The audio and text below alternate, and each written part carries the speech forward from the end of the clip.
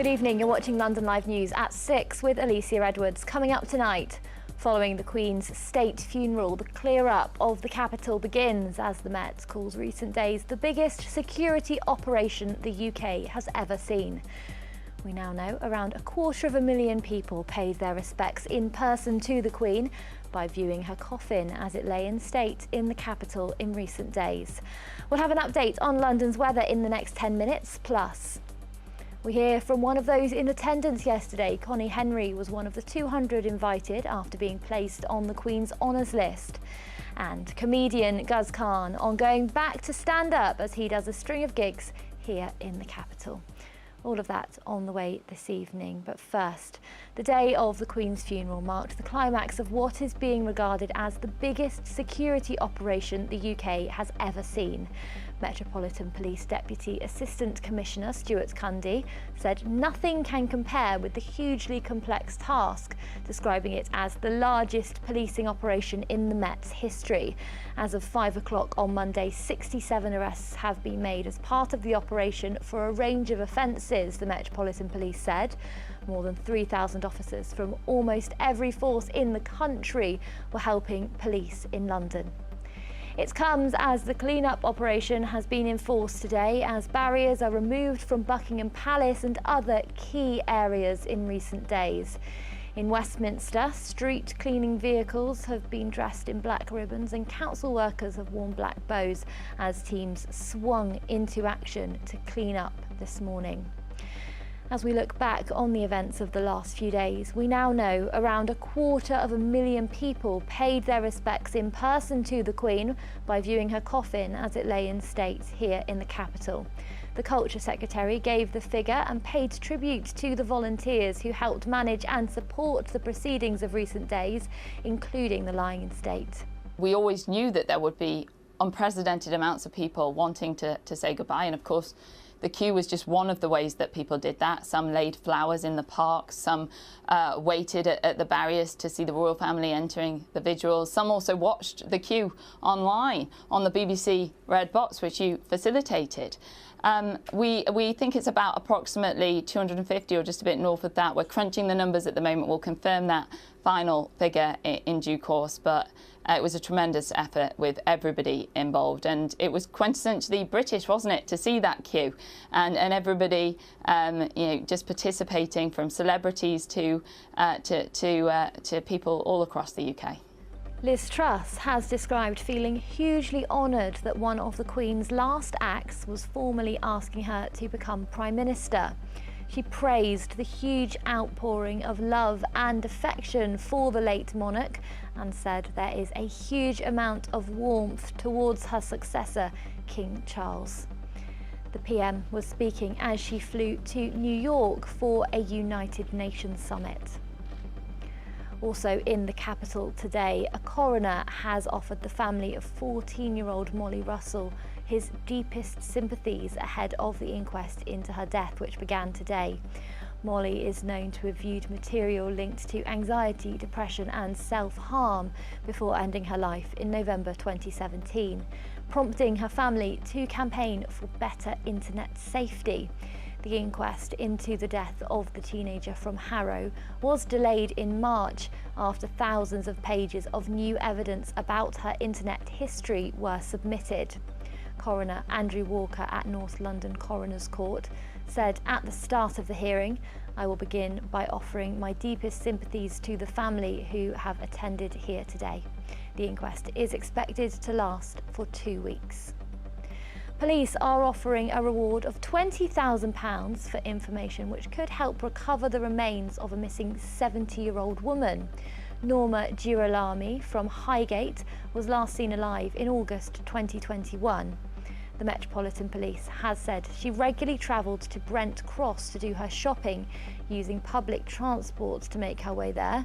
She was also a member at Archway Leisure Centre.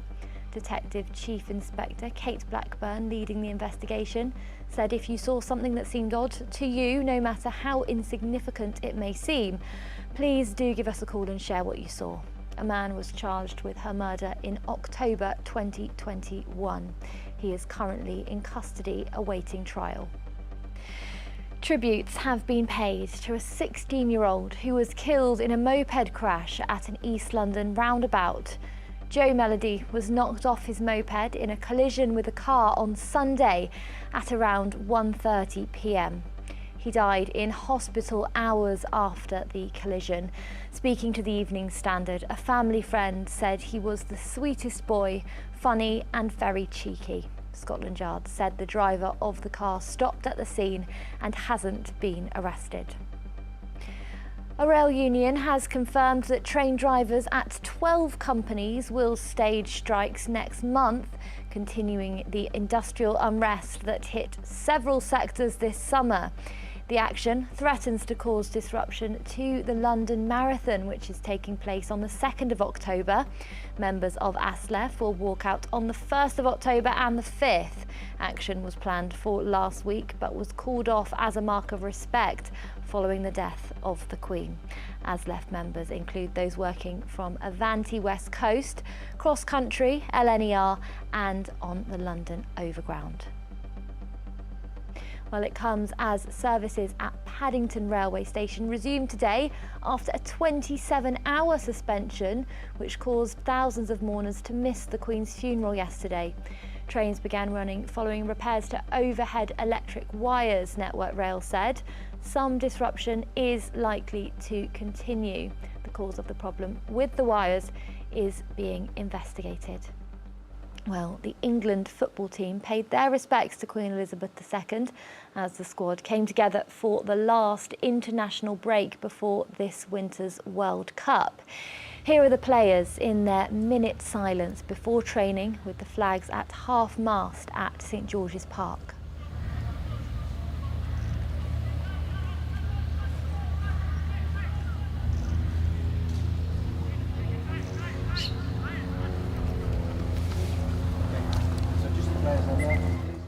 Gareth Southgate's side are preparing for Nations League fixtures against Italy and Germany.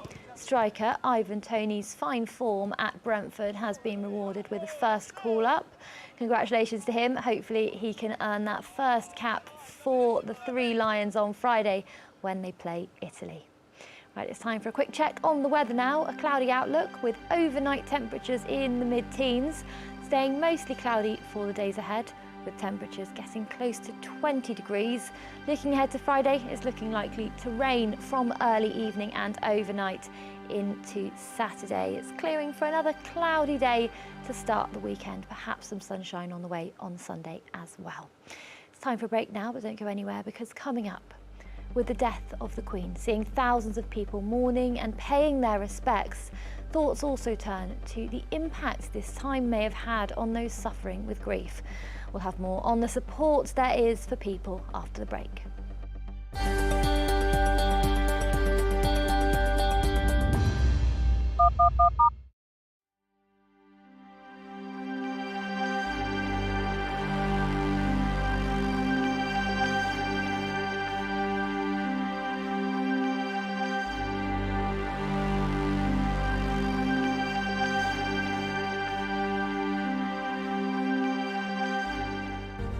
From breaking news to headline events, the latest trends and places to be. You can now keep up to date on daily life in London across London Live's social platforms. Start the day with an update on the travel and weather, and know what's on around the city and what's being seen by others. With stories from London Live's team of reporters and your videos of the news moments that matter. Minute by minute. That's London Live News on Twitter, Facebook, Instagram and more. Find us at London Live.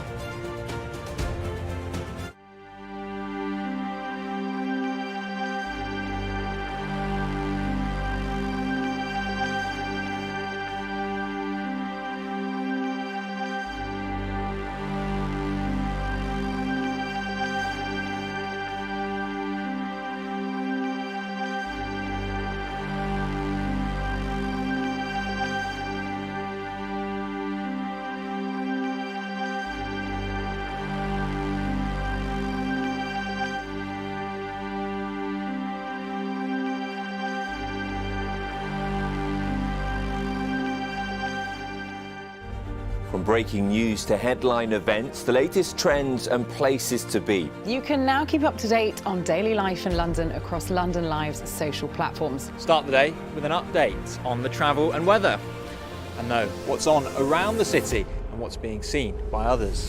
With stories from London Live's team of reporters and your videos of the news moments that matter. Minute by minute.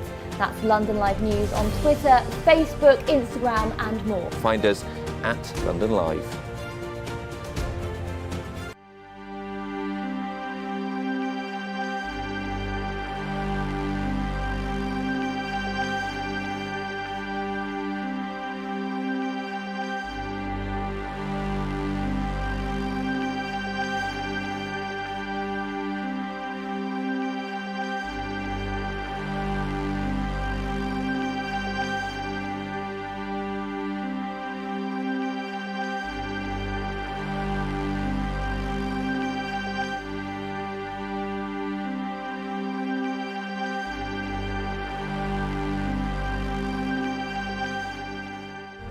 From breaking news to headline events, the latest trends and places to be. You can now keep up to date on daily life in London across London Live's social platforms. Start the day with an update on the travel and weather, and know what's on around the city and what's being seen by others. With stories from London Live's team of reporters and your videos of the news moments that matter. Minute by minute. That's London Live News on Twitter, Facebook, Instagram and more. Find us at London Live.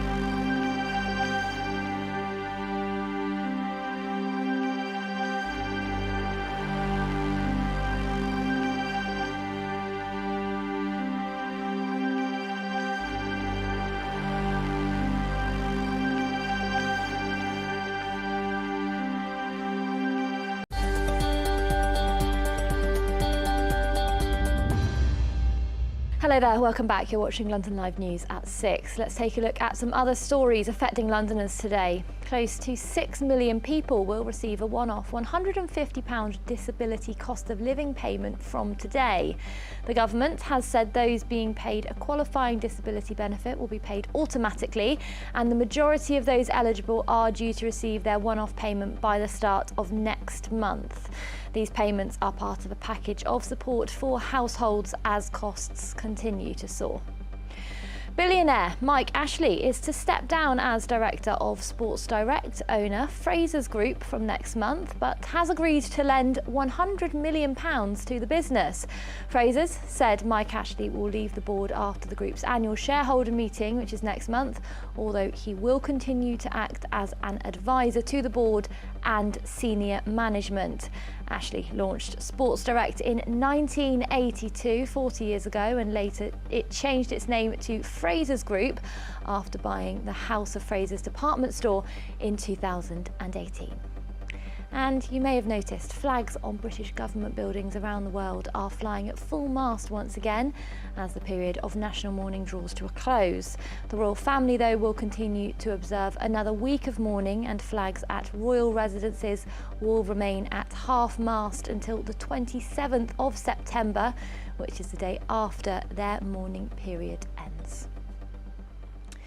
Now, former triple jumper Connie Henry is to be awarded an MBE for charitable services to young people through sports and education after setting up the Track Academy charity, which uses sports to help disadvantaged young people in Brent.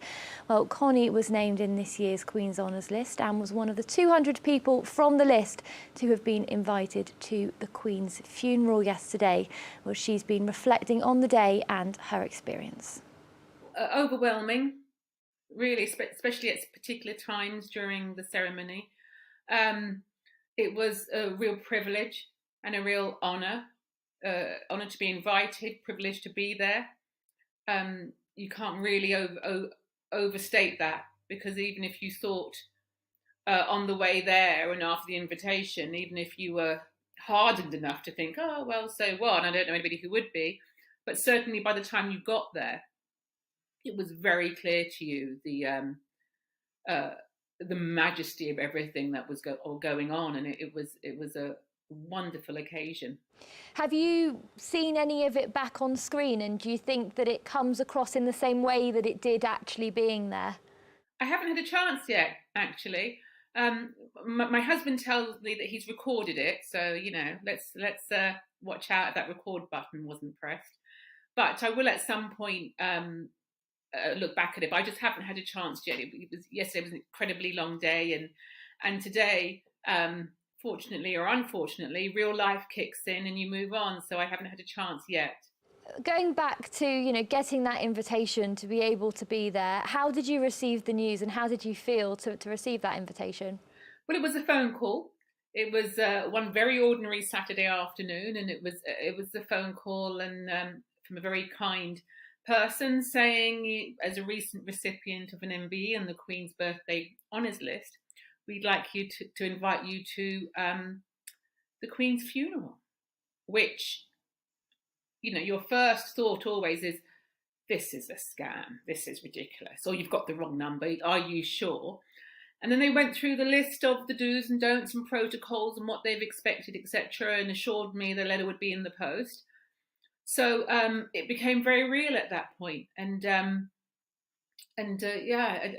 very surreal. How much information you say about some of those points that you were given before? How much information did you have about what was expected of you as a guest? They were brilliant. I've got to say, considering the thousands upon thousands, not just the ceremony itself, but the whole organisation in the last week or so, that the cabinet office that the investiture team, the ceremonial team, I am in awe of how quickly they respond to emails and phone calls and how kind and patient they were. And no, I had a lot of information before the letter arrived. That first phone call gave me a lot of information, and then there was an email, and then there was the actual beautiful letter to be framed. Absolutely. Had you been to any royal occasions beforehand, before this? No, this was the first, and what a one to go to. I don't think I need to go to any more, if I'm honest with you. Well, you do, of course, you will now have another one coming up. Have you had any information about that yet? I don't actually yet. I mean, understandably, things are quite delayed over the last few years that the world has had. And so I haven't had that coming up yet, but it's certainly something to look forward to. That's the investiture for my MBE. I haven't got a date on that yet, but that's very understandable. And again, they've communicated brilliantly on that as well. Well, speaking of which, let's chat a bit about the reason you're being given this honour. Your charity, Track Academy, it's 15 years old now, is that right? Absolutely, yeah. Been running it for 15 years, really started out of a need. Certainly didn't start out of any sort of thought process 15 years ago that, I'll get an honour and I'll go to the Queen's funeral. That was never in the thought. But it's never in the mind of anybody that it goes into charity work. You do it because there's a need and you want to help. And with Track Academy, which is an education, mentoring and sports charity, the young people that come because they like sport, but then we have workshops, we have mentoring, and workshops are full of life skills that people assume that everybody gets, and not everybody gets that opportunity. So we're really proud of the 15 years and the hundreds of thousands over 15 years of children that have come through our doors. and the way that we've been able to support and help those young children go on to higher education, university work, and hopefully with some great life skills as well. Connie Henry there on attending yesterday's state funeral. Now, in a bid to support people through the mourning process, a Facebook Live session called Loss and Grief has been offered to help people who need it. Now, with the loss of the Queen, Lee Pycroft is one of those hosts who's been explaining more about what people can be doing to feel a bit better. Human Givens therapy is what you might call a practical solution-focused approach to mental health and emotional well-being. And it really works from the premise that every single living thing has a set of needs. And as human beings, we are more familiar with our physical needs. We need food, shelter, water, a place to rest, but we're not so familiar with our emotional needs. Now, our emotional needs, an example, would be safety and security, autonomy and control, the need for connection, a sense of belonging, to give and receive attention, to have a sense of community, a sense of status, to feel like we're of value in the community, and a feeling of meaning and purpose in our life, right?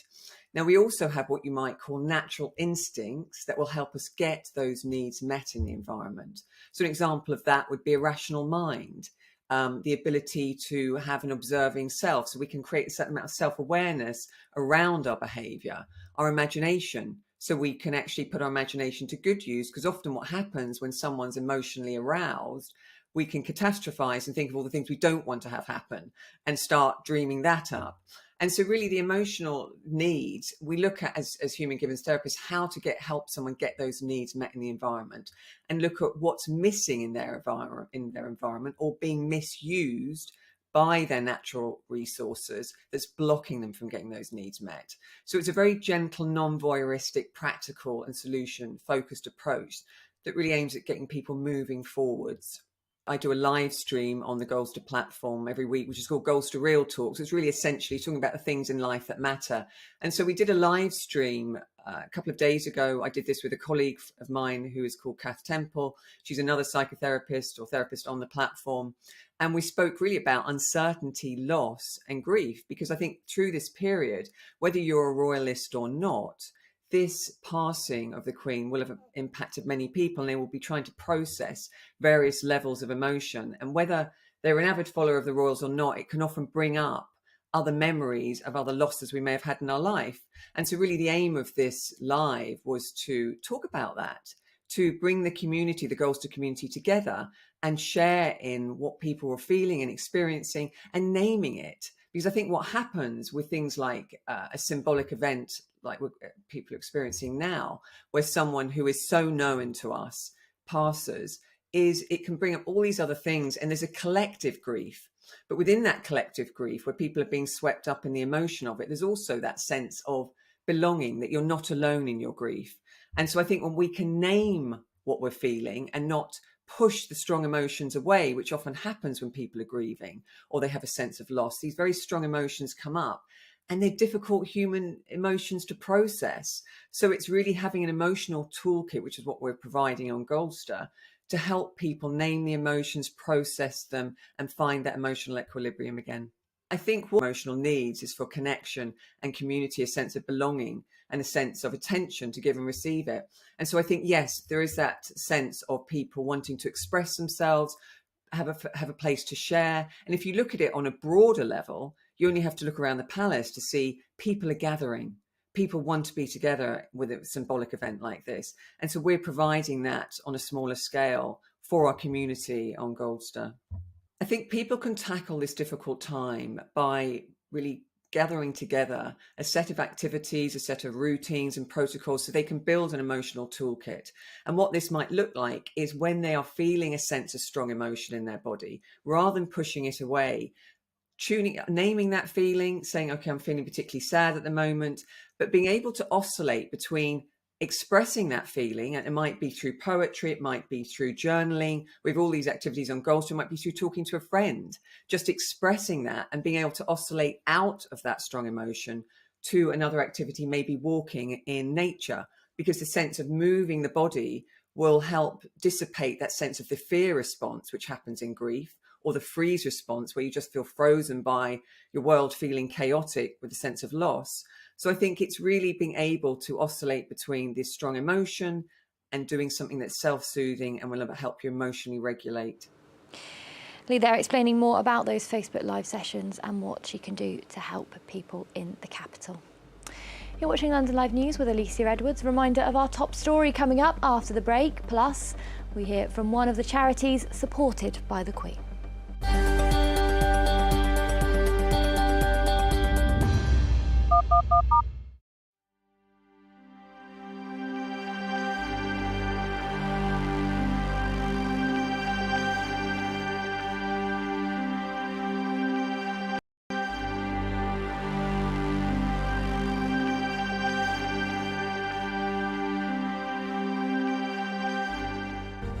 From breaking news to headline events, the latest trends and places to be. You can now keep up to date on daily life in London across London Live's social platforms. Start the day with an update on the travel and weather, and know what's on around the city and what's being seen by others.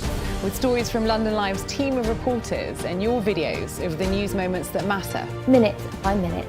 That's London Live News on Twitter, Facebook, Instagram and more. Find us at London Live.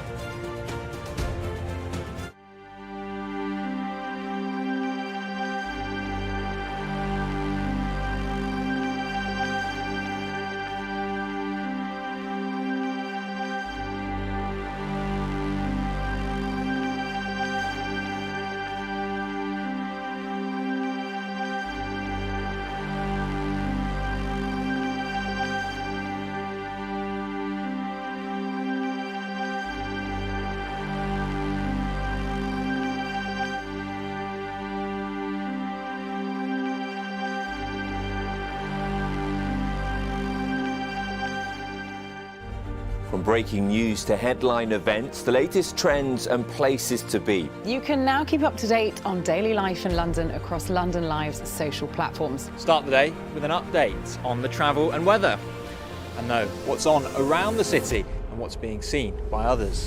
With stories from London Live's team of reporters and your videos of the news moments that matter. Minute by minute.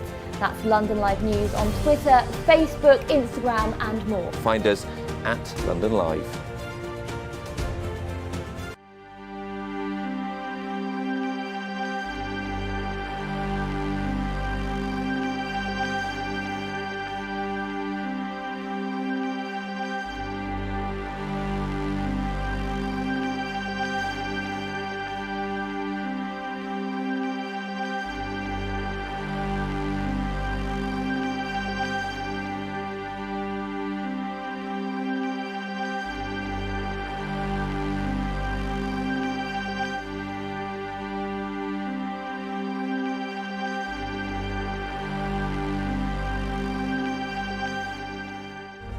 From breaking news to headline events, the latest trends and places to be. You can now keep up to date on daily life in London across London Live's social platforms. Start the day with an update on the travel and weather, and know what's on around the city and what's being seen by others. With stories from London Live's team of reporters and your videos of the news moments that matter. Minute by minute. That's London Live News on Twitter, Facebook, Instagram and more. Find us at London Live.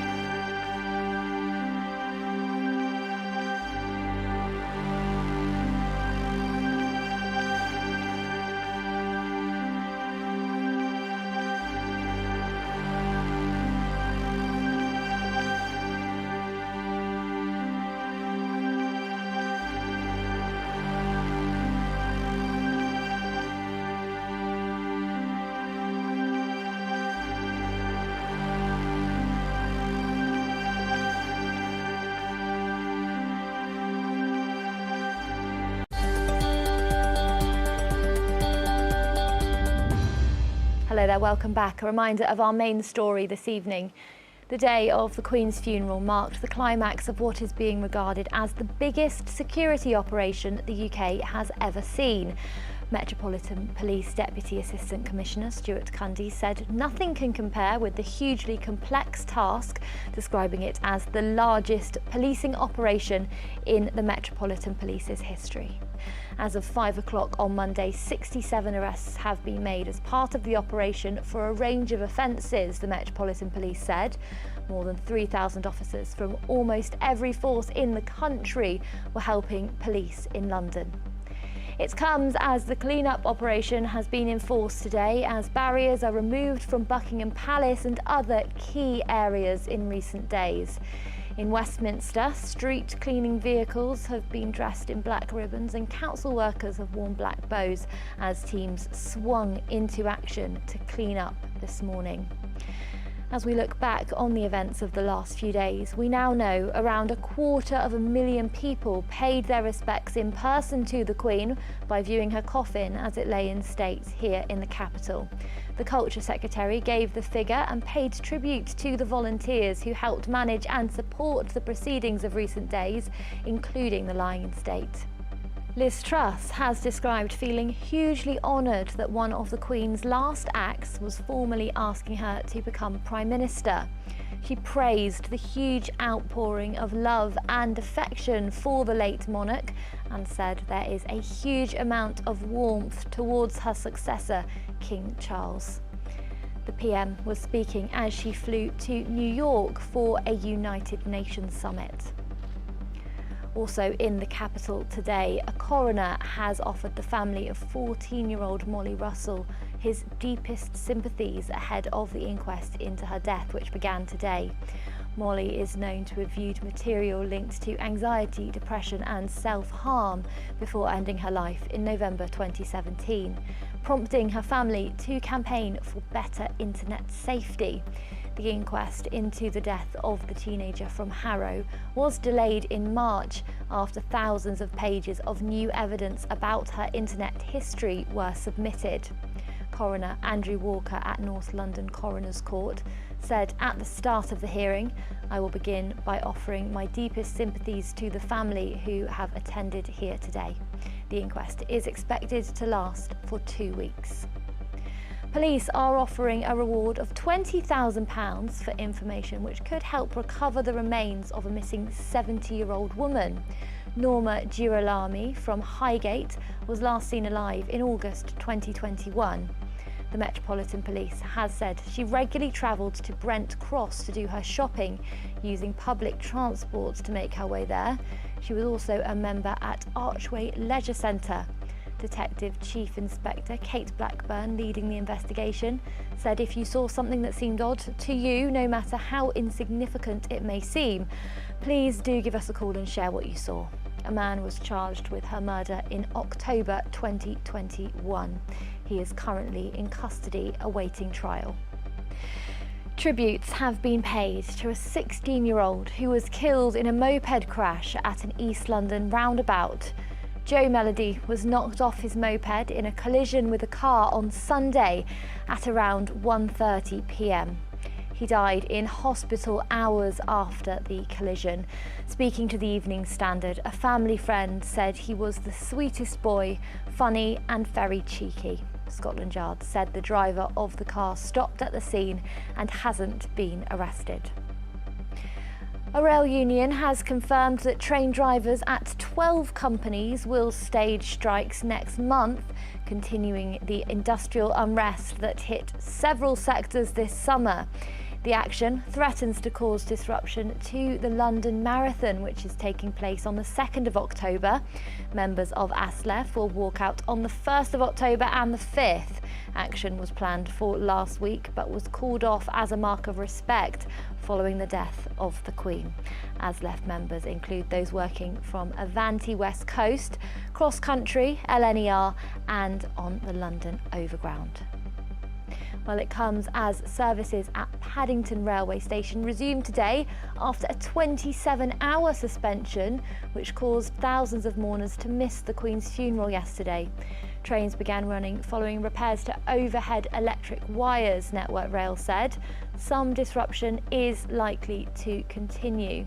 The cause of the problem with the wires is being investigated. Now, a cause very close to the Queen's heart was raising money for the epilepsy charity after her uncle, Prince John, is believed to have died of epilepsy at the age of just 13. The Queen visited the site in 1985 to view methods of diagnosis and treatment. Well, Hebe spoke to Gordon Craig, who is the head of fundraising for the Epilepsy Society, about the Queen's input and her relationship with the charity. The Queen was our patron for 70 years, 7 decades.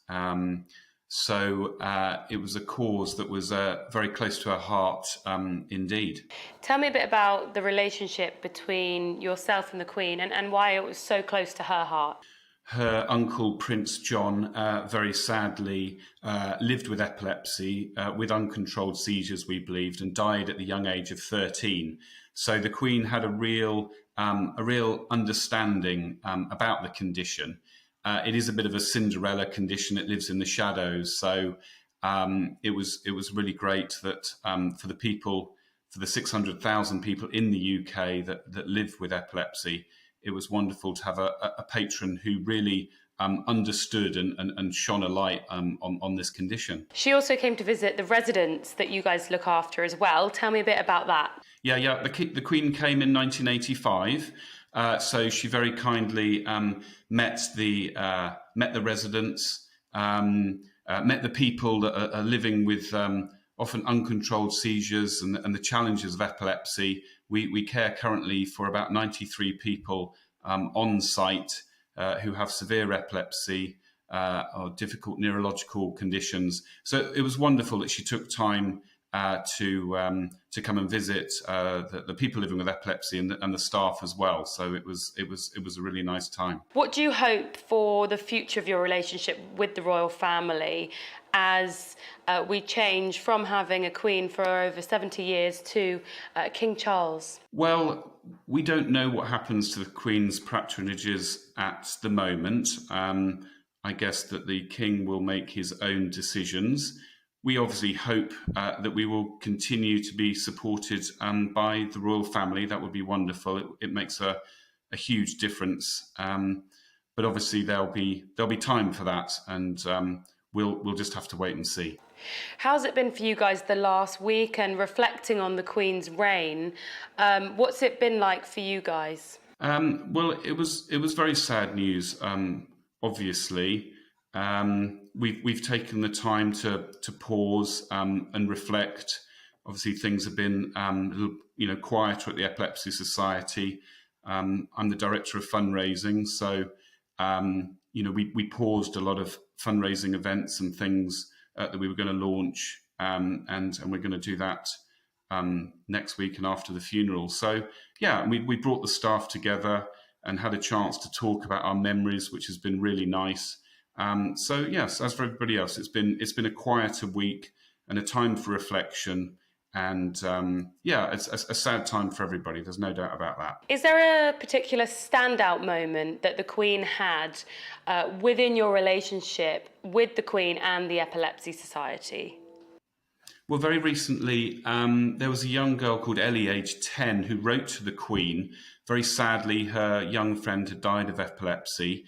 And the Queen passed the letter to us and asked what we could do. So we engaged with the family, and we ran a huge fundraising campaign that Christmas time, and a lot of money was raised. At the time, the Queen didn't want us to reveal that she was behind the campaign, but of course now we can. So it's a wonderful example of where the Queen was helping where she could, passing on the information. And as I say, we were delighted that thanks to this little girl writing to the Queen, thousands of pounds was raised. We worked with the family, and a lot of good was done for people affected by epilepsy. What would your message be to people about coming forward and donating to your charity? Well, there are, as I say, 600,000 people living with epilepsy in the UK. That's a lot of people. It's about 1 in 100. A third of those people, 200,000, can't control their seizures. And the Epilepsy Society is there for all of those people. We're doing some fantastic world leading research at the Chalfont Centre in Buckinghamshire. And we're really, doing our best, particularly with genomic research, to do all we can for those people. We also run a helpline. We're out there campaigning and giving lots of information about this sort of Cinderella condition that's in the shadows, as I say. And we're also caring for about 93 people, which obviously during the pandemic has been very difficult. So, yeah, we would want to say to everybody in London, there's lots of ways to support us. Please do have a look at our website or social media, search for the Epilepsy Society. We're there for everybody that's affected. He'll be there chatting to Gordon Craig from the Epilepsy Society. Right, it's time for a quick break now, but coming up, Coventry comedian Guz Khan comes to the capital for a string of shows in the West End. We'll be hearing from him.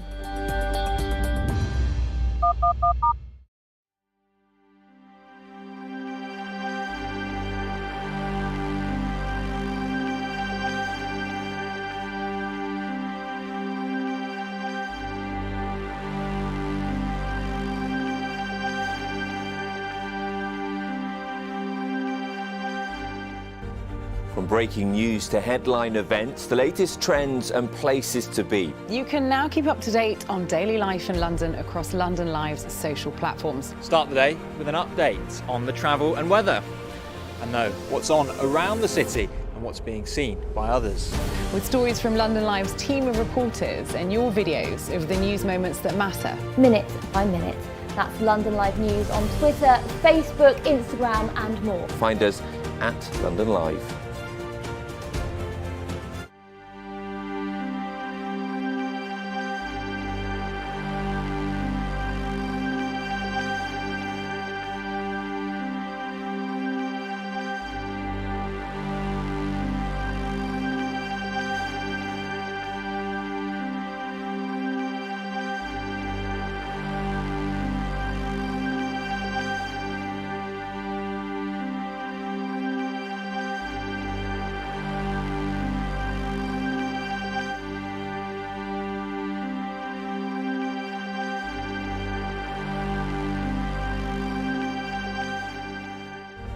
From breaking news to headline events, the latest trends and places to be. You can now keep up to date on daily life in London across London Live's social platforms. Start the day with an update on the travel and weather, and know what's on around the city and what's being seen by others.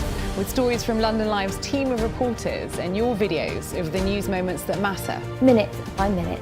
That's London Live News on Twitter, Facebook, Instagram and more. Find us at London Live.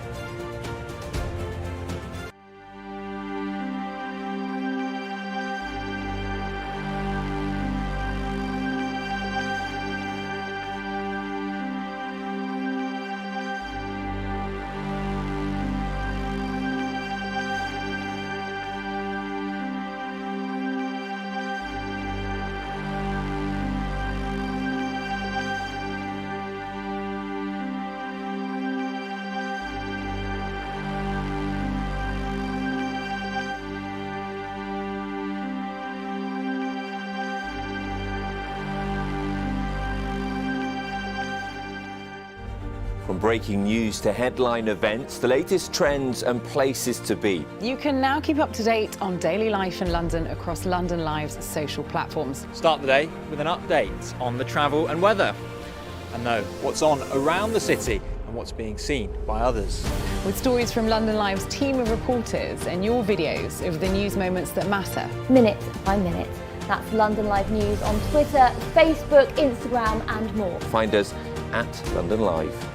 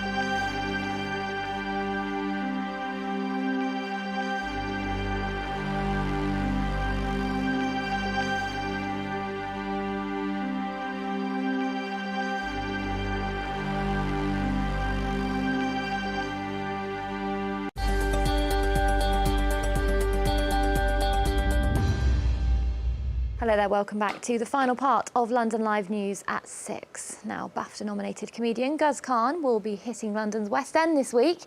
He'll be bringing his brand new live stand-up show, his first since 2019, to the Harold Pinter Theatre. Known for his hit TV show, Man Like Mobeen, he's also appeared on a host of comedy shows and films, including Army of Thieves. Well, he spoke to James about why he's getting back into stand-up. It's weird, man. Like the last few years, if somebody asked me to chart how well it's gone or how it's happened, I'm going to tell you, I ain't got a clue. Just out here. You're doing what you do, being yourself, performing in different ways. But, you know, it's been brilliant to be part of like big productions over there in the US.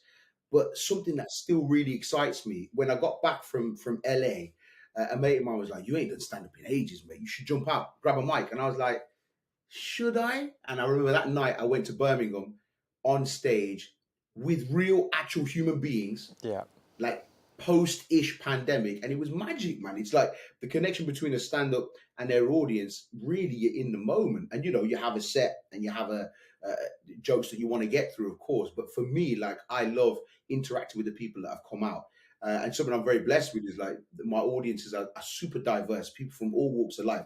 So, you know, it's kind of weird to get everyone in a room with one focus, and you can really chat about the craziest stuff and laugh together. So yeah, I can't wait. Yeah, because your career rocketed, particularly over the course of the pandemic, so you couldn't be performing on stage anyway in front of audiences. And were you like, actually, I've got a lot going on, I've got my sitcom, I've got all these films, I'll just leave the stand-up for a bit longer? You know what? I'd love to give you a professional answer, yeah? But really, it's just long. You know, when you go to set and you're there for like 12, 13 hours, yeah? And someone's like, do you have the will to do some stand-up tonight? I'm like, nah, I do not. I'm taking my butt home. I'm going to see them kids, be a dad for an hour and a half, and then go to sleep. So, like, really, for me, I think you find yourself in different ways in this industry. And, like, I'm at my best when I'm not worrying about, I finish at 10:45 p.m. and there's a gig at 11:15. I've got to make it across the city. I kind of really like being in the moment, which is what's nice about these gigs. They're pre-planned. But my opener, who's going to be with me as well, like my partner in crime on a stand-up vibe, Kane Brown, we just both very much in the moment. Are we going to do this? Yeah, we're going to do this. And it's going to be that kind of energy on the night. So I'm really excited. Well, tell us a little bit about what's in the new show then. When it came to putting pen to paper, how you went about doing it. Did all the ideas come out? Did they just flood out because you had so much built up over the last few years? Or was it a bit difficult getting back to it? Yeah, what's really interesting is like being on stage and being with a crowd is like, it's super comfortable. It's just like being in a queue at a bus stop or in a queue at Lidl. You know, you just have a chat with people. But it was my kind of comeback gig in Coventry back at home. And I remember I had an idea about some of the stuff that I wanted to talk about. But when I went out on stage, like in terms of how I put my stand-up together, I have to do it to get there. So I'm quite a reactive person in terms of putting stuff together. And I was like, what do I want to go and talk to, 500-600 people, 3 shows on a bounce, sold out, back to what do I want to talk about? What should I say? And a lot of it was like, over the pandemic, I had a really great opportunity to just be with my friends again and my family, like every single day. And so I just wanted to tell people about the stories of growing up and what life was like.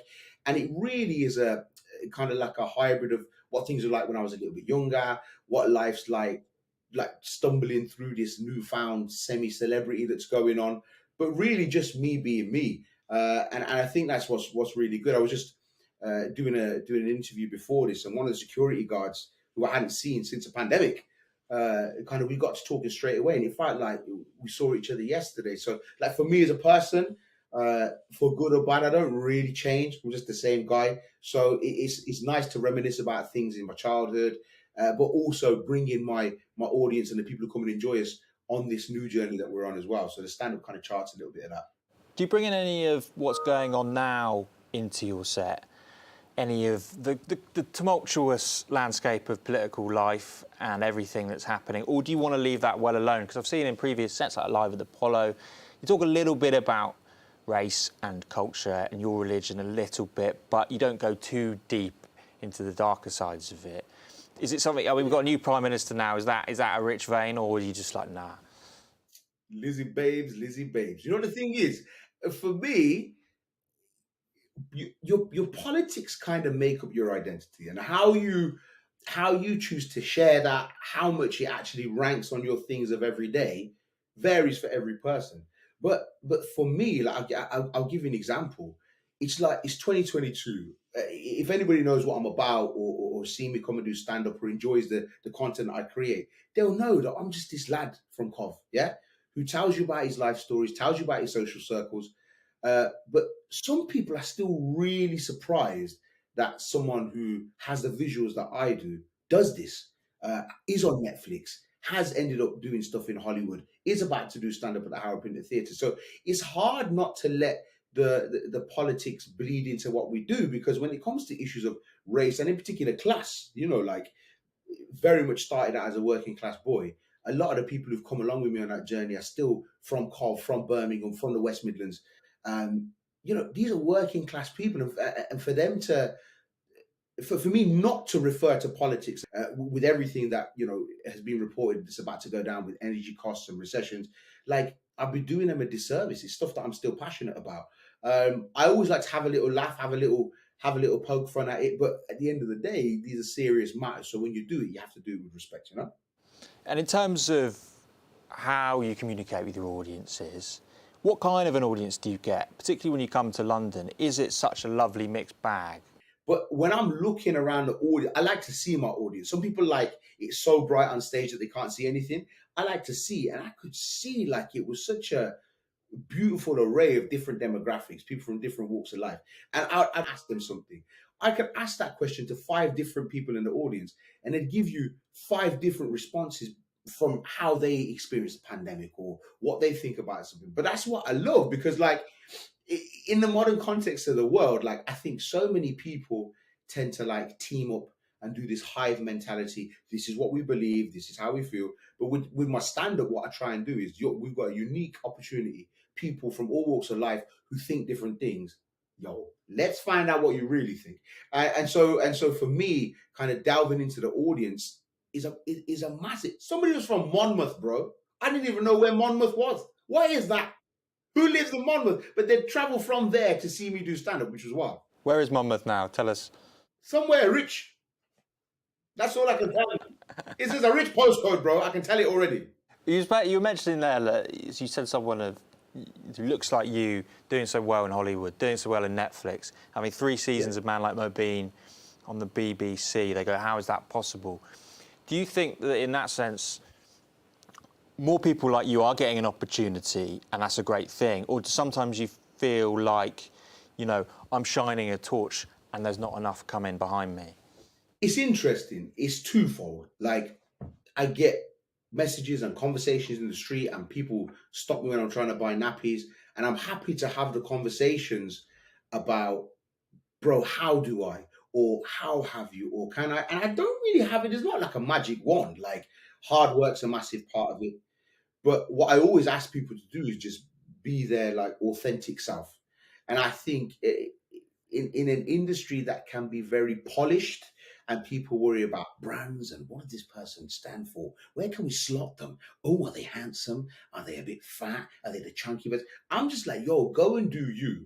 And what you can guarantee from that is not that you'll be on Netflix or be doing up Hollywood with Judd Apatow. But what you can guarantee from that is that you'll build your own audience. And I think that's so important beyond just worrying about wanting to perform in a show. It's to build your own base. And if you're yourself and you're authentically creating stuff that you care about and you love, I think you're golden for the rest of your days. It might not be the scale of red carpet, but if you're a stand-up, you grab a microphone and in 20 years, you still might be able to sell out a gig. You'll still be able to put food on the table. So for me, like the most saddening thing about it is that it's been 3 years since I've done Man Like Mo Bean. And I remember saying at the time when I stopped, and I was quite concrete about not doing any more, I said, my time's done with this kind of show and this run of show.